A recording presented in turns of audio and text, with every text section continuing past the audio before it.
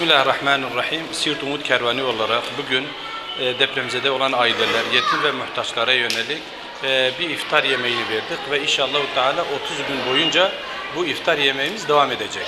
Malumunuz biliyorsunuz biz ilk günden beri Umut Kervanı olarak hem bu deprem olduğu bölgelerde ve diğer illerde hep yardım ettik, hep onlara destek çıktık.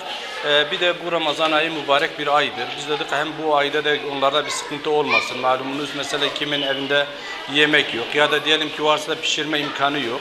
Biz dedik bunlara da bu Ramazan boyunca inşallah onlara yardımcı olacağız. Her gün sıcak yemek çıkartacağız ve onlara burada ağırlayıp onlara o şekilde yardım edeceğiz. Bütün halkımıza, bütün hayırsever olan kardeşlerimize şöyle bir çağrıda bulunuyoruz.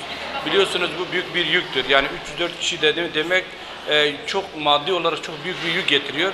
Biz de diyoruz ki hayırsever olan, buradaki Siirt'te olan ve dışarıda olan her kim olursa olsun bu konuda katkı ve yardımlarına talep ediyoruz ve onlarda bu şekilde çağrıda bulunuyoruz. Adıyaman'dan geldik. Ailemle beraber geldim.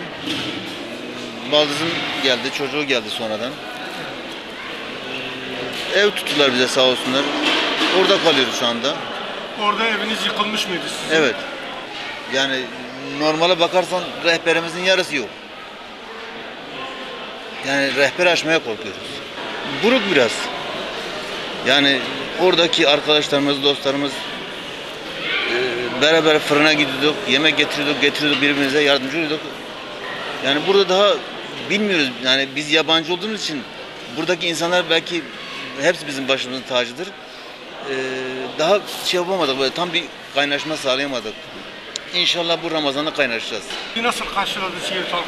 Çok güzel karşıladı. Allah hepsinden razı olsun. Allah hepsinden razı olsun. Vallahi yani bağırlarına bastılar. Evimizde bir şey yok. Geçen gün ben Umut Kervanı'na gittim. Dedim durum böyle böyle yani. Ramazan hocam sağ olsun işte eşya falan ayarladı bize yarın geleceğim dedi. Allah bütün Müslümanlar Ramazan'ı kabul etsin inşallah. Kahramanmaraş Avşinliyim. Evet. Depremzedeyiz şu anda, bu bölgedeyiz. Allah razı olsun yani bize bu imkanı açan arkadaşlara da teşekkür ediyoruz. Evet. İnşallah Rabbim bir daha öyle bir şeyler de karşılaştırmaz. Gerçekten çok zor bir şeydi. Kolay değil. Allah razı olsun yine yani devletten, milletten, yani halkımızdan. Hani her şeye kucak açtılar. Şu anda vatanda uzaktayız ama ne yapacağız? Biraz zor ama ne yapalım? Hayırlısı diyelim ya.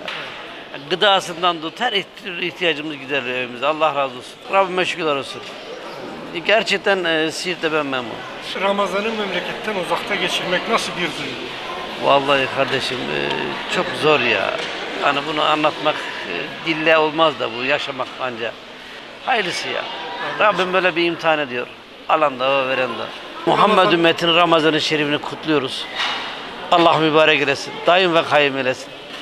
Oruç tutan depremzedelere iftar vermeye geldik. Ben de Umut Kervanı'nın gönüllüsüyüm.